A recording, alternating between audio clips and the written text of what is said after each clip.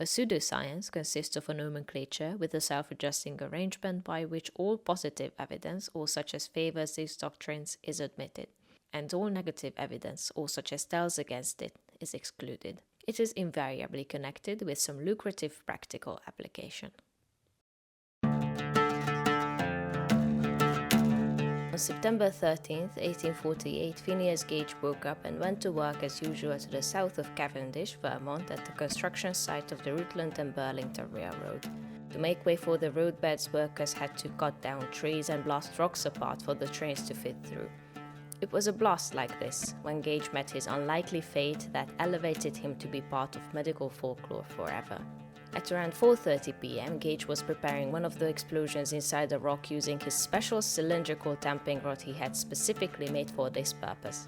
One of his men averted his attention, he turned his head, and as he opened his mouth to speak, the gunpowder inside the hole ignited, sending the rod through the roof of his mouth, behind his left eye, through the left frontal lobe, exited at the top of his head, and landed several meters away. He was quickly rushed to a hospital on an ox cart, but Dr. Edward H. Williams was met with one of the great understatements of medical history. "Doctor, is business enough for you?" For a bit, Williams was skeptical about Gage's recollection of events. Well, that until he saw some brain fall out from the top of his head.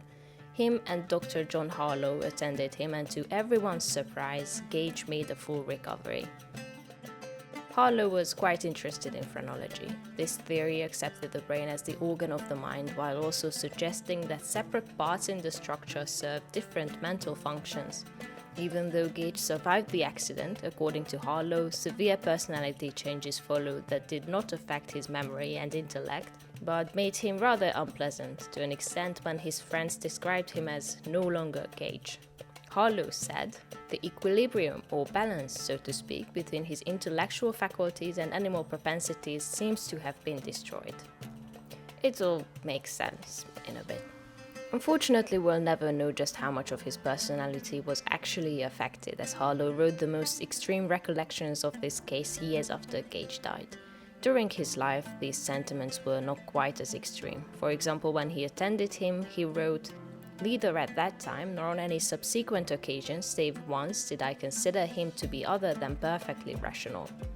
Also, Dr. Jacob Bigelow, a surgeon and friend of Harlow's, 2 years after the accident said, "The patient has quite recovered in his faculties of body and mind with the loss of only the sight of the injured eye." So, take what you will of that.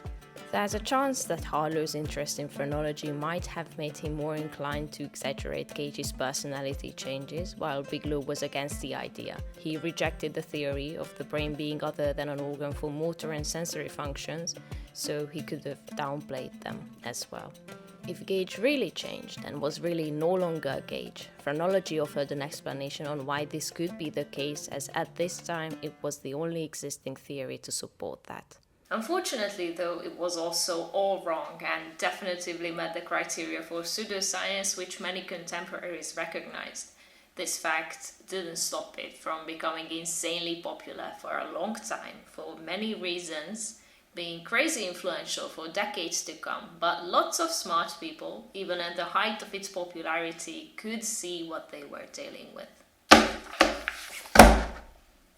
It's about time we talked about skull shapes.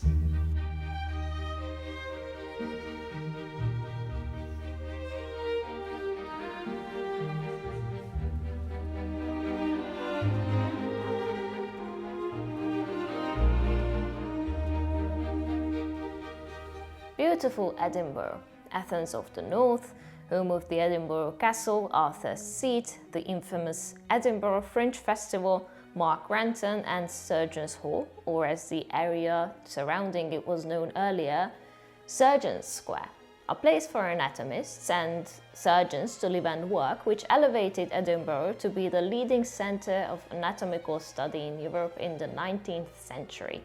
Around this time, the law only allowed the study of criminals, people of unknown identity, and orphans, which led to a lucrative business for grave robbers to snatch not yet buried corpses and sell them to anatomists who were keen on paying a small amount in order to study them.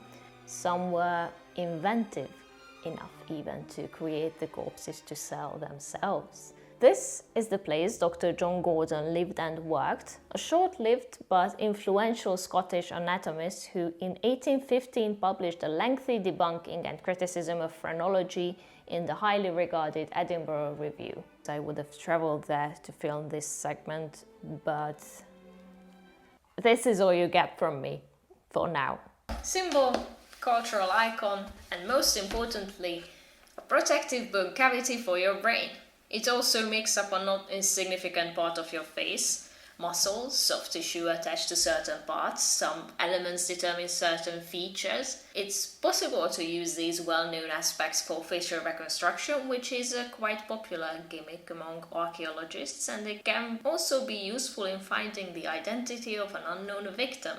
The skull has also been a pretty good starting point for judging people based on their appearance. An earlier attempt was called physiognomy, coming from the Greek words physio, meaning nature, and nomen, meaning to judge or interpret. It's precisely what it sounds like, judging a person's character by what they look like. Thanks to this practice, some pretty cool art exists, comparing people's faces to animal faces, but it's nothing more than pseudoscience. It's not even hard to see why. Let's take this one as an example, a work attributed to Aristotle that appears in the Minor Works collection, which describes physiognomy in great detail and the author's justification for it. Dispositions follow bodily characteristics and are not themselves unaffected by bodily impulses. This is obvious in the case of drunkenness and illness, for it is evident that dispositions are changed considerably by bodily affections. Conversely, that the body suffers systematically with affections of the soul is evident in love, fear, grief, and pleasure. When you get drunk, it affects your mental capacities. When someone breaks your heart, it hurts. Which has to mean the body and the soul are inseparably entwined. Your soul shapes the way you look. Soft hair shows timidity and stiff hair courage. For the deer, the hare and the sheep are the most timid of all animals and have the softest hair. The lion and the wild boar are the bravest and have very stiff hair. You can probably see how this is all just silly. Physiognomy could never go from a gimmick to something people took seriously as a science. Following the Age of Enlightenment and the French Revolution, however, there was a growing demand for secular ideas fit for metaphysical discussions in certain circles. Materialist philosophers who believed that all things, including mental states, thoughts, and feelings, are all results of material interactions of different substances, matter, were quite open to new ideas that would help them move away from such immaterial things like the human soul. There was a growing need for medical and physical explanations for the mind. French philosopher Pierre-Jean Georges Cabanis was likely one of those whose ideas seemed to be closest to what later would be incorporated into phrenology. He directly linked sensibility to biology, which he believed was a property of the nervous system. He thought the soul wasn't an entity, but instead a faculty, characterizable but not immaterial and not separate from the body. Now, the main topic of this video, phrenology, or its original name, organology, was invented by German-French scientist Franz Joseph Gall in the late 18th century. As a child, he saw how the students who were best at memorizing large passages apparently had large and protruding eyes. He decided the brain section behind the eyes must have been responsible for their memory, which should be bigger in their case, and push their eyes forward. Working in Vienna, he became an anatomist and decided to expand on this idea. Since he was a physician and had no academic appointment, his lectures took place in his home, where he obtained a sizable collection of skulls and casts.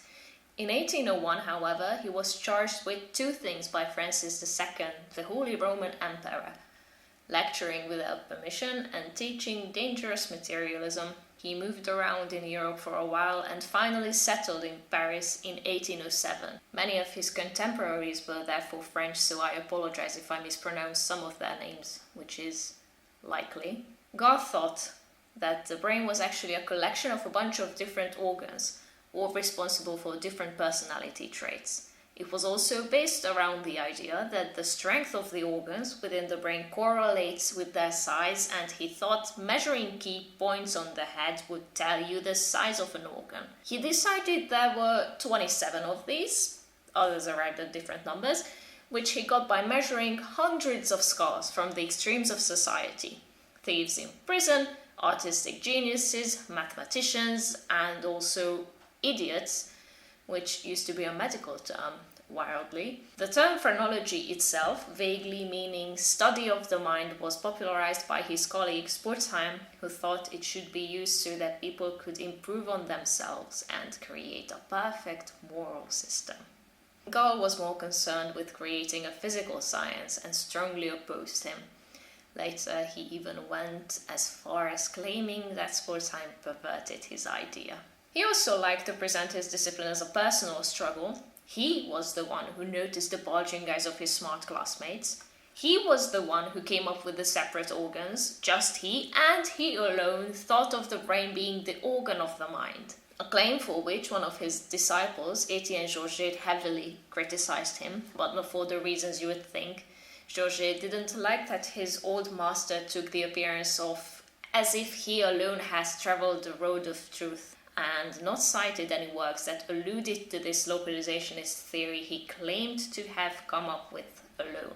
Georget specifically pointed at Charles Bonnet, who some 60 years earlier wrote about very similar things. Gall responded by claiming that he did, in fact, cite Bonnet, but only as someone whose ideas were different to his. It may be said that to me only the physiology of the brain knows its existence. That I have discovered it without the aid of anyone whatever, the history of each of my discoveries sufficiently proves. I commenced, continued, and almost completed my discoveries without any previous instruction. And if afterward I compiled quotations from others, it was rather to manifest my point of departure from them than to strengthen my ideas. Delightful. What he actually can be credited with alone is the famous bumps. If you've seen a phrenology bust like this, then you might have noticed this name, L.N. Fowler. The Fowler brothers were the ones who spread the idea around in the US. They saw phrenology as a way to create the perfect social and moral system, which was obviously not free of serious biases concerning race, sex, and class. They toured the US and gave lectures and readings for money. They could tell you everything about you by just taking a couple of measurements. Courage, how social you are, your faith, whether you love your children. An important aspect of science is that it must be replicable. Others should be able to do what you did and get the same results, and several others just couldn't see what Gall and Spurzheim were describing. Not surprisingly, Gall usually responded to criticism by saying that it's not an issue of science, it's an issue of skill. That critics just weren't good enough at what they do, and that's why they couldn't find the same things. For example, he placed the organ for propagation in the cerebellum. That's this thing. A young French physiologist named Jean-Pierre Marie Flourens, who was at first an admirer of Gall's work, set out to see how destroying different parts of the brain would affect an animal. With the cerebellum, it led to balance issues, which was a good finding. It's precisely what it's responsible for. We know that today, but Gall wasn't happy about this and questioned Flourens's methods. Said Flourens just didn't know what he was doing because he's seen very different things, such as removing a testicle from an animal would result in a side of the cerebellum to wither. He might have thought the cerebellum was the scrotum of the brain. Gall and Spurzheim seemed to ruffle feathers all over the place with their new claims, not only in science circles, this suggesting that someone's personality traits are not free will, but instead things in your brain went against the strict Calvinist dogmas that mostly dominated the US at that time. But phrenology also offered something more. It seemed to explain many things those beliefs couldn't, and then lifted the blame a bit. People liked the idea that they could infer why they were the way that they were, that their flaws were brain faculties and not personal failings. It offered a satisfying response, especially to those who liked what head readers told them about themselves. A hunting dog, one he way hindered from taking a good place near the fire from his companions occupying every surrounding place, went out in the yard and barked. Immediately all the other dogs did the same, and then Lai ran in and took the best place near the fire. Though he often deceived his companions, none of them was capable of imitating his stratagem. Such genius is not the result of instruction. The faculties are innate, they determine a person's capabilities, and there's little you can do about that. You might be a secret genius, better than everyone else. They'll never catch up. Spurzheim and Gall were ruthless. They had strong critics who frequently rejected their papers and works, to which they usually responded in the form of letters in newspapers and demands that their works are good, actually, and should be published without alterations. They obviously couldn't convince their critics this way, but they could convince others not directly involved. By the 1820s and 1830s, phrenology spread all around the Western world. Highly educated white men founded societies, lectured at universities, wrote papers, met frequently to discuss their ideas, and even students in medical schools could write theses on the doctrine and receive degrees. These elite phrenologists didn't think it was supposed to be for the masses. What the Fowlers were doing didn't account for science in their heads. But it was so widely known that even Mark Twain did an experiment once when he went to Lorenzo Fowler for head readings. Twice, once without revealing his identity and once introducing himself as Mark Twain. Can you guess how similar these two readings were? Don't worry, I'll tell you later. It was popular, influential, and today not talked about enough, even though I believe it serves as a case study for bad science and the damages they can do. The article in the Edinburgh Review was published anonymously under the title of The Doctrines of Gall and Spurzheim. The identity of the author didn't remain long hidden, though. John Gordon was a lecturer and an anatomist and an overall well-liked person for both his pleasant personality and his unique neuroanatomical knowledge. He was actually the perfect man to write a review on the subject. He described Gall and Spurzheim's work, Big Their Science, to pieces, and went on at length why it's all bogus and shouldn't be taken seriously. And it's absolutely brutal. Our readers will here recognize without any difficulty the same man of scars whom we had occasion to take notice of more than 12 years ago. Long before this time we should have looked for his craniological death, but he seems somewhat cleverer than most of his tribe and has discovered the inestimable secret that a man's reputation as well as his health may often be prolonged by a little well-timed locomotion. This piece is a scientific relic. He presents a great understanding of his field, neuroanatomy, and what's fascinating is that many things he describes fit in with our current understanding. He was an excellent expert. Missing information, things that don't add up, jumps to conclusions, outright harmful things. He calls out all of that. Take this piece from Spurzheim's book as an example. I have explained the origin of moral evil. I have shown why moral evil has always existed, why man is inclined to it, why it is unavoidably punished, why it is said that man consists of two natures which combat one another, and why one can do what he would not do. There are two wolves inside you. Finally, I have stated the aim of our actions and observed that there is not any one simple moral motive of our actions, but that all the faculties proper to man furnish moral motives, and that they altogether constitute a perfect morality. Morality apparently is an inherent thing, you see. People have no say in how moral they are, and therefore his science can be used to differentiate evils. Gordon addressed this particular paragraph with, "All this is so clear and so unanswerable that it would be a shame to embarrass it with any comment." Why did scientists ever stop writing stuff like this? For phrenology to work, several claims needed to be true. 1. The brain is the organ of intellect and nothing else. It was true, even for them, that someone could be injured in virtually any place other than their brain and could recover with their intellect remaining intact. Hitting their head hard enough and surviving also doesn't cause the same effects in all cases, which could lead one to believe that the brain is not a whole but instead a collection of separate parts with different functions. Only that they didn't think it had any other roles, didn't test their theories, and mapped the whole brain anyway. To claim that the brain is the organ of intellect and nothing else, that would mean losing all brain functions would be followed by losing intellect without affecting anything else. Just mindless zombies walking around. If it is meant to be affirmed that total destruction of the brain uniformly followed by total loss of intellect, we demand where the cases are by which that point has been established.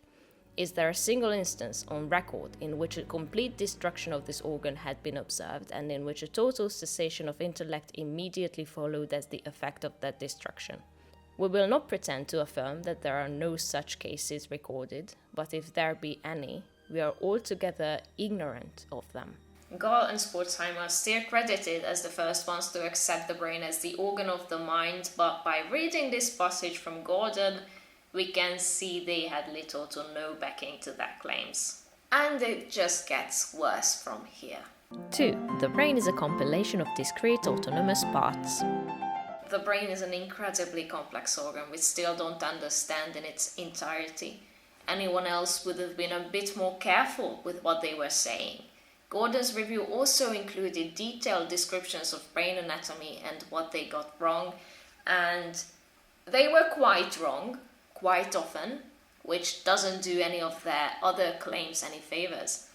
It was about 100 years later, in 1909, when Corbinian Brodmann published his book identifying 52 regions of the brain with different cellular structures. He was careful not to assign roles to them, he only described the differences he could see under the microscope. 100 years.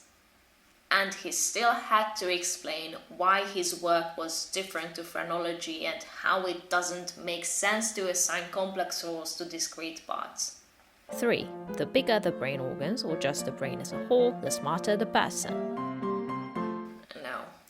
This one somehow found its way to this day, but bear in mind as well, Gall and Spurzheim didn't measure brains, they measured skulls.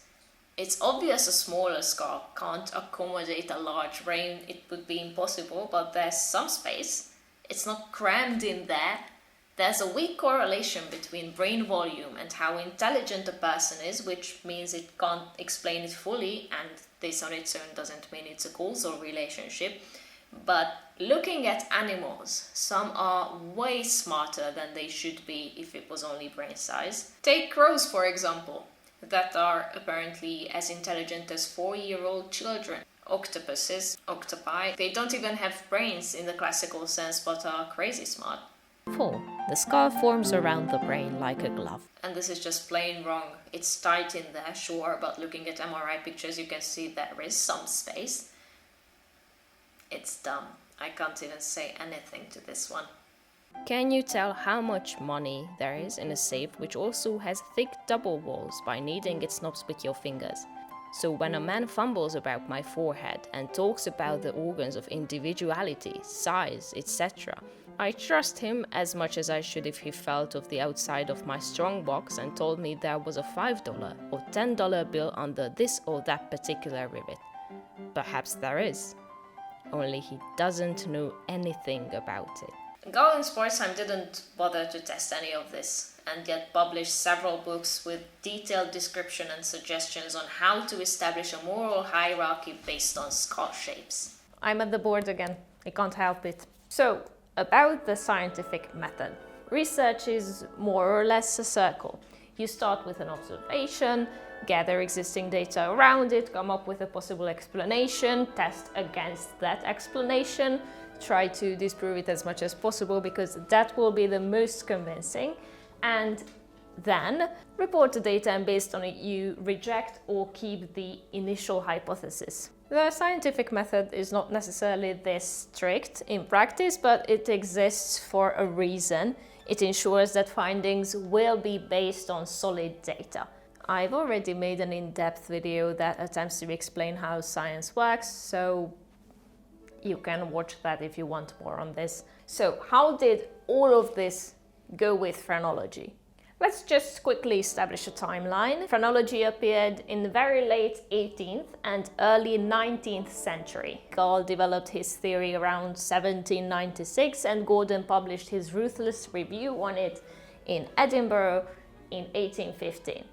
Phineas Gage's accident with the metal rod being blown through his brain happened in 1848. The first description of a localized brain function, some aspects of speech, not all, was published by Pierre Paul Broca in 1865. Lobotomy, of which I am sure you've heard before, the practice of bungling a piece of the brain to achieve a personality change, was first performed in the 1890s. Everything about the functions of brain areas was more or less circumstantial or anecdotal evidence before this. Corbini and Brodmann, the man who actually mapped the brain and its different areas using a microscope, published his book in 1909, and there was no overlap with this thing.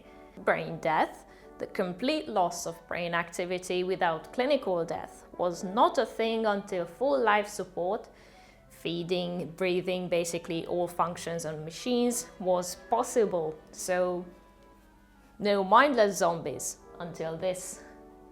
Rough timeline, but just to help you place phrenology somewhere around here is when Darwin published his book on evolution. This is completely unrelated, just a point of reference. Some of Gall's assumptions weren't wrong. The discovery of Broca's area seemingly validated this observation that the brain consists of separate parts, but the conclusions he drew from this were very wrong. So, he observed that his classmates with big eyes were smarter somehow. Did he research the topic area?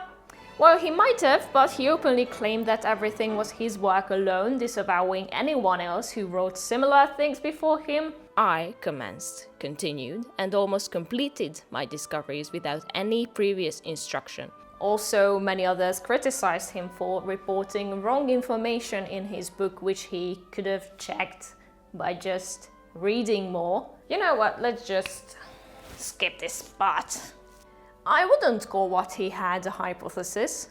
He decided everything beforehand and collected data only to confirm what he thought. So his special scientific method would look something like this. This sucks. It tracks with our timeline though. Phrenology apparently appeared before any knowledge on what happens with the total absence of brain activity. The complete map of different structural areas in the brain, the horrific thing that was lobotomy, the first real evidence showing a section of the brain responsible for something, and the first recorded medical case with a brain injury that altered some functions. All things to draw theories from, and most things to go against Gall's badly formed hypothesis. Bad science happens most often for the same reason. Not deriving theory from data, but instead deciding on a theory prior to data collection and only focusing on things that confirm it. Bulging eyes means your memory is better because my smart classmate had big eyes. Intentional or unintentional, it doesn't really matter. Gall was a bad scientist who had a bad idea that other bad scientists took further, which in the end got used by bad people for bad things. It was still influential, even though it was done awfully. If Phineas Gage's doctor wasn't interested in it, he might have not documented his personality shift, however radical it was, after the accident. The author of one of the most influential works on brain anatomy had to talk in detail about why his work was different. I can talk about how now we know it's stupid and baseless. Scientists even got curious at one point and tested with MRI whether you can measure brain curvatures and supposed linked personality traits on the skull. You can't. There's nothing there. It's easy to be smart in retrospect, but they absolutely should have known better because good science isn't a new phenomenon. A lot has happened since phrenology. Most of what we know now, John Gordon had no way of knowing, but neither did Gall and Spurzheim, which is what his entire review revolved around. But he made some mistakes.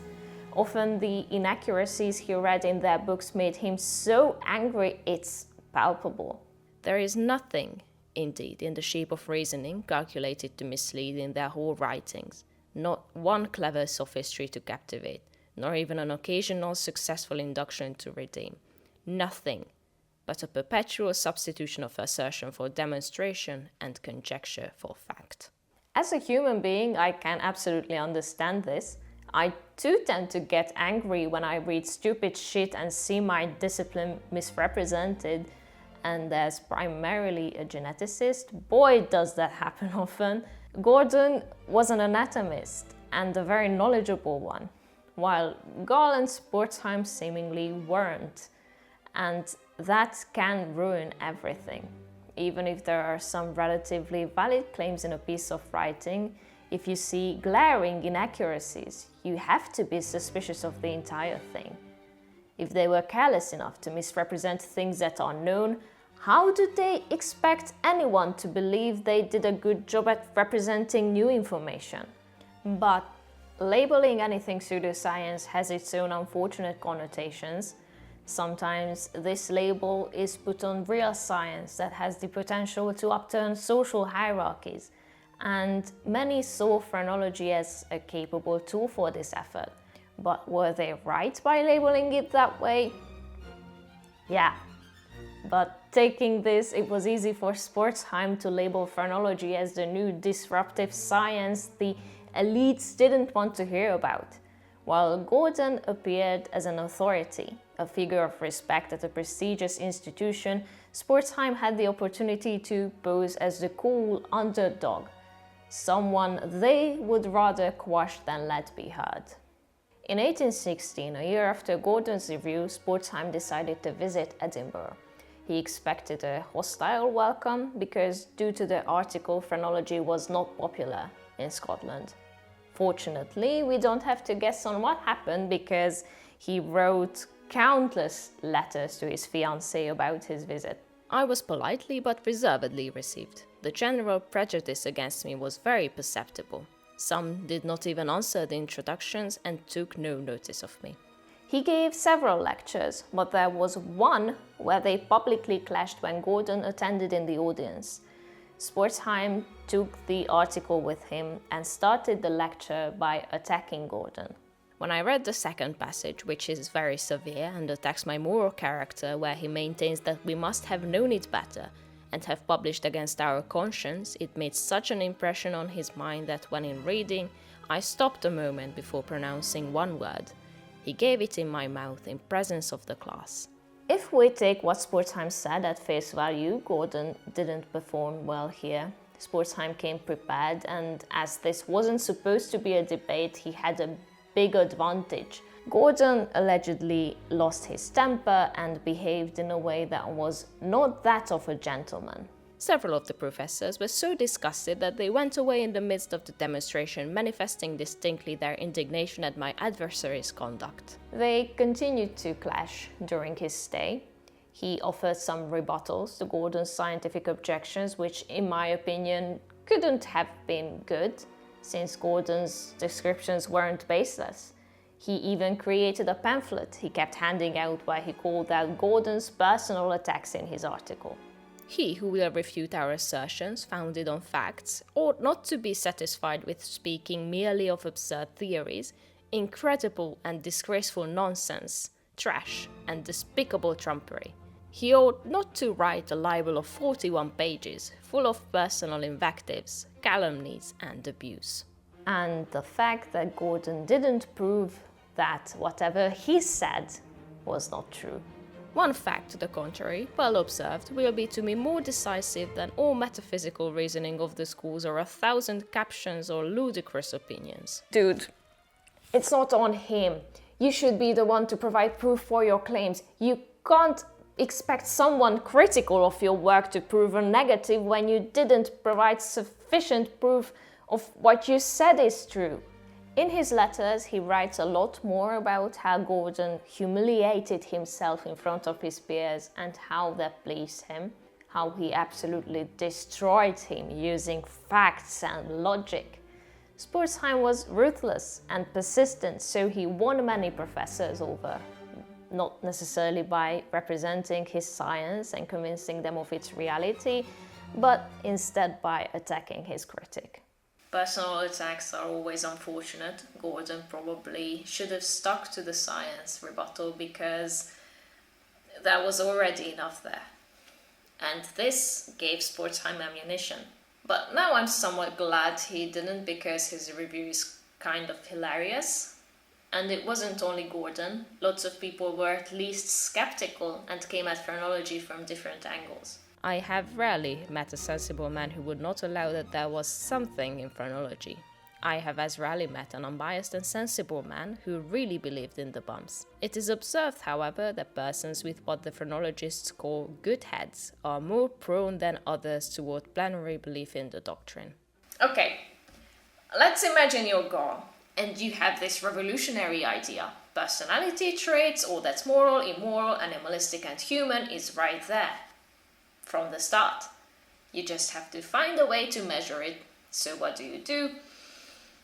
Obviously you go to a prison to measure the skulls of pocket thieves to find something they have in common. Without a doubt, you will find something. Is it going to be valid? There is very little chance of that, because you already decided there is something. You're there to find the specific bumps that make one a criminal, not to see whether there's even differences to non-criminals. You already know there's a difference, so why waste your precious time? A is a notorious thief. Measurers, bumpers and crane examine him and find a good-sized organ of acquisitiveness. Positive fact for phrenology. Presently B turns up, a bigger thief than A, but B has no bump at all over acquisitiveness. Negative fact, goes against phrenology. Not a bit of it. Don't you see how small conscientiousness is? That's the reason B stole. And then comes C, 10 times as much a thief as either A or B. Used to steal before he was weaned and would pick one of own pockets and put its contents in another if he could find no other way of committing petty larceny. Unfortunately, C has a hollow instead of a bump over acquisitiveness. Ah, but just look and see what a bump of alimentiveness.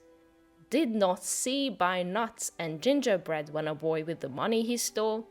Of course you see why he's a thief and how his example confirms our noble science.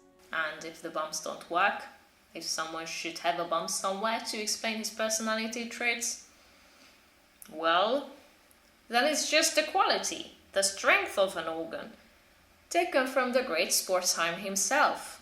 Every faculty may be more or less active, and the activity of every faculty may result from its internal energy, or it may be excited by corresponding impressions. Prove it's not as I said. Prove the bumps aren't there, and if they aren't, maybe it's not the size but their strength. Big deal. Come up with a better idea then. Heads I win, tails you lose. You can't discredit a bad faith actor because they'll just move the goalposts. Spurzheim employed the very same tactics that's still used today by quacks. Pseudosciences are often built around the kernel of truth. This fact that they recognized the brain as the organ of the mind was a first, and we know today that this claim in itself is not entirely wrong. Everything else they did around it was the wrong part, but they could always come back to this one. Every attack on their science was met with "Prove it's not as I say. Everyone else is just too dumb to see what I'm saying." Or attacking the critic himself with talking sparsely about any of the science, especially if the critics started the fight, because then they can appear as taking the high road. But did it work? Yes. Yes, it very much did.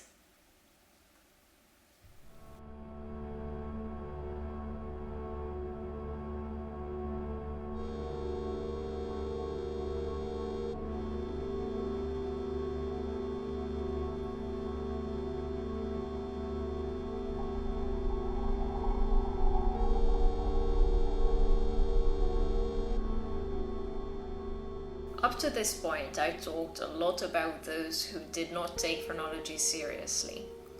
But it's also important to talk about those who did.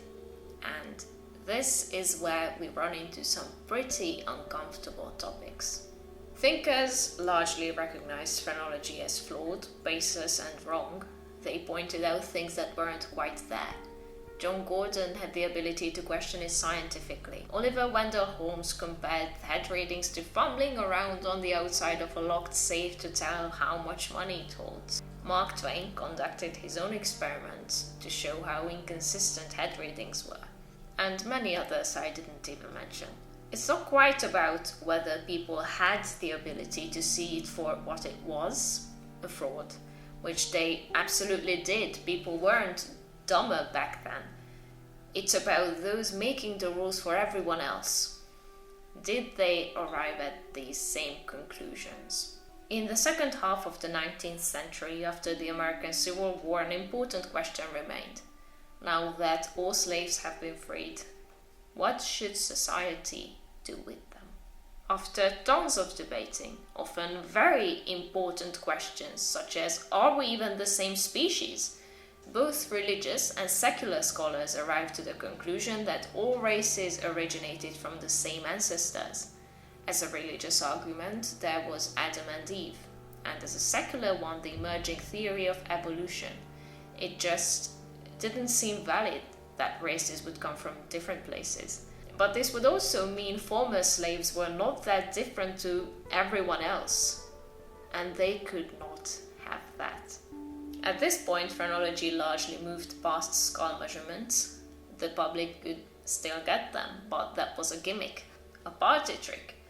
Those really into it were more interested in the theory of faculties, innate mental abilities that determine someone's worth and belonging in societal structures. After loads of thinking, they determined that the races were different in terms of which mental faculties were more developed. White people more developed in their spiritual faculties, and freedmen more developed in their animal propensities, which is why they apparently needed the guidance of morally superior whites. He must have bread enough to eat rather than not steal it. They can't help it. It's their animal brains. Unfortunately for everyone, they didn't stop there. Apparently a person not only does or does not possess these abilities, but passes them on to their children. As it was established that the races had different strengths, somehow it was easy to also conclude that these must be incompatible with one another. According to them, strong animal propensities would weaken the spiritual ones, which would in turn result in weaker morality, which is the most important part, and in their heads, definitely exclusive to whites, which must be preserved at all cost. I assume you know what happened next. These ideas provided the well-needed justification for segregationist policies. In order to have the best possible society, they believed that humans needed to avoid mixing as much as possible because they somehow decided that opposing strengths would result in children who are weak in all possible ways. It tainted everything. Everyday lives of people, language, politics, and popular culture. It was a huge thing for a long time, so obviously movies were made that represented phrenology, either entirely revolving around it or merely touching on it. Frankenstein's monster in the 1931 movies was evil because the sidekick stole the wrong brain, the one that used to belong to a criminal. Dr. Waldman kindly explained the differences. And here the abnormal brain of the typical criminal. Observe, ladies and gentlemen, the scarcity of convolutions on the frontal lobe as compared to that of the normal brain, and the distinct degeneration of the middle frontal lobe. All of these degenerate characteristics check amazingly with the case history of the dead man before us, whose life was one of brutality, of violence and murder. Silent films, such as A Mistaken Calling, where a young woman learns after a head reading that she's destined to become a great poet. With the aid of phrenology, Berman finds out the reasons his wife can boss him around. Both of these were comedies that used the concept to explore humorous predicaments based on this fad at the time, and I suspect it wasn't only these. Sadly, it's quite hard to say since an estimated 75% of all silent films were lost, including the second one I just mentioned. But it still appears in movies as a relic, as plantation owner Monsieur Candy's hobby, something that validates his deeply held racism, as a tool to use to demonstrate the values of a strict ethno-society, and as something to ridicule a character with for believing in.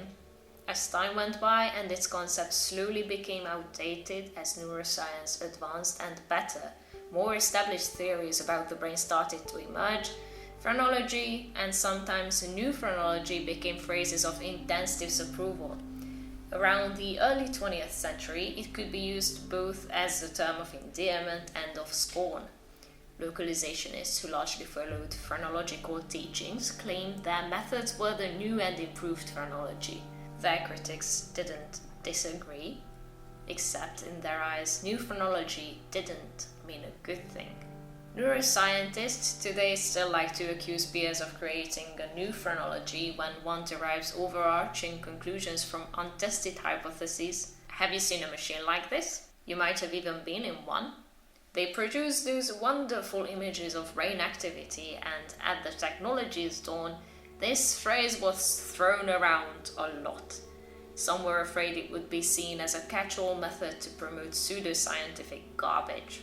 Today we have a broader term for beliefs that suggest innate, unchangeable traits to help justify hierarchies. Because you know damn well it's not the only one. Biological determinism.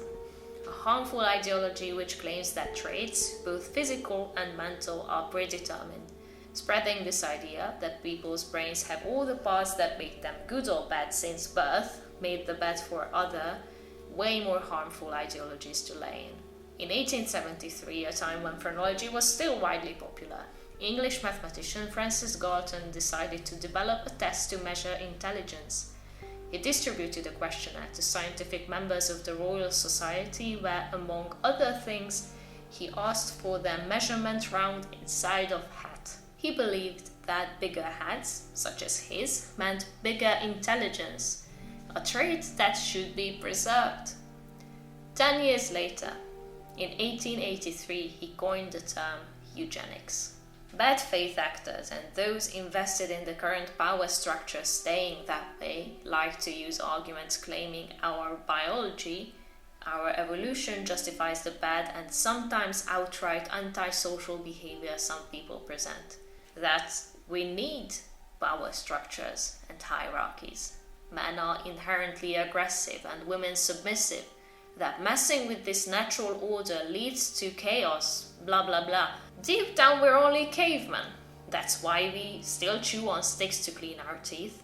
Even though biological determinism largely moved on from skulls to genetics and psychology, that doesn't mean the role of the skull completely disappeared. Chronically online, sexually frustrated men who'd benefit greatly from going to therapy often justify their self-loathing with the shape of their skulls. And it's not just lonely, socially isolated men. It's the girlies too.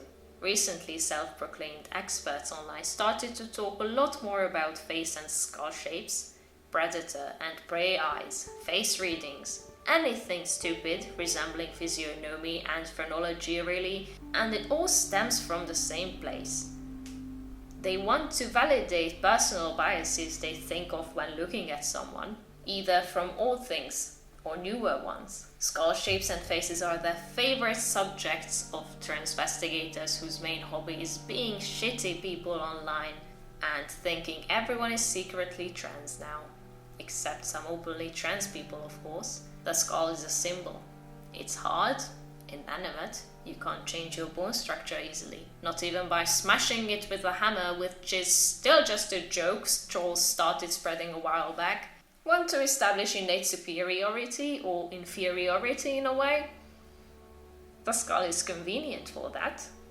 Or genetics. While the skull might carry some spiritual significance, I doubt those focusing too much on it believe it carries inherent values. If you want that, you'll have to go deeper. The genes are the ones determining the shape of the skull after all. Genetics appear to be as unchangeable as the bones in your body, but if that were true, we would never get cancer.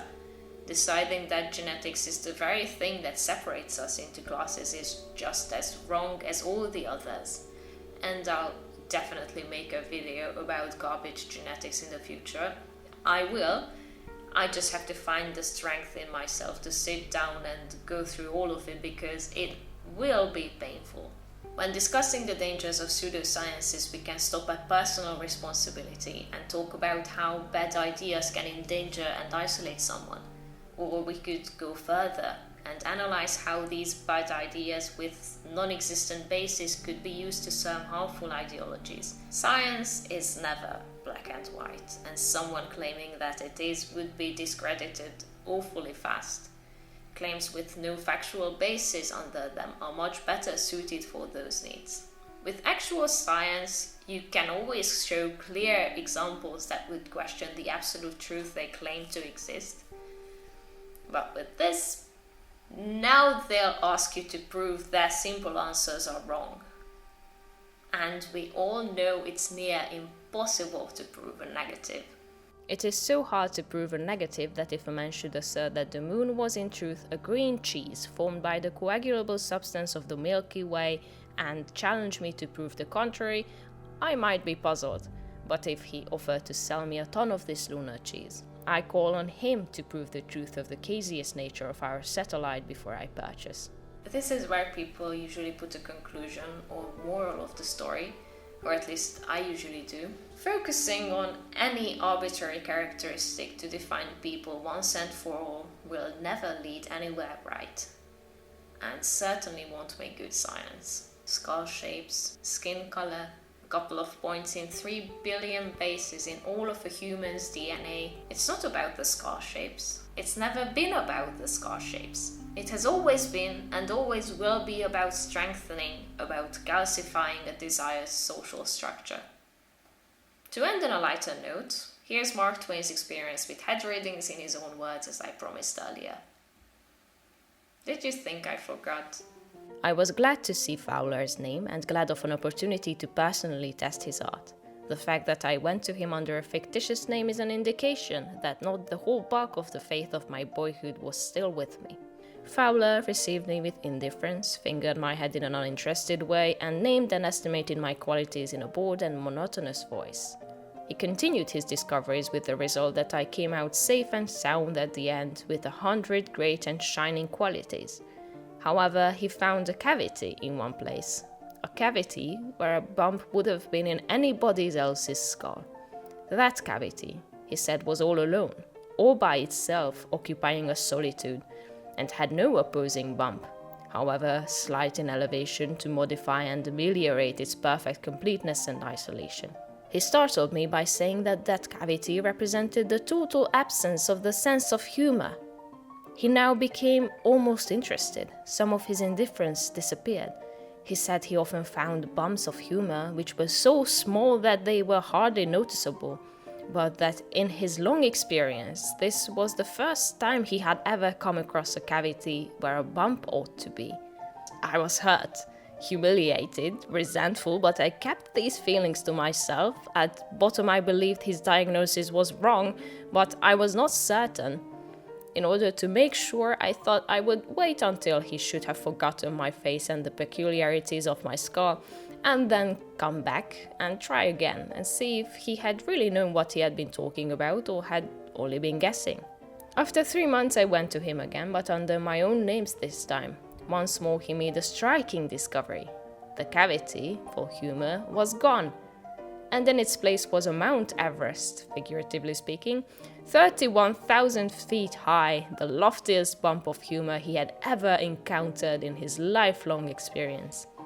I went from his presence prejudiced against phrenology, but it may be that I ought to have conferred the prejudice upon Fowler and not upon the art which he was exploiting. Don't worry about it, Mark. You were right to not believe any of it.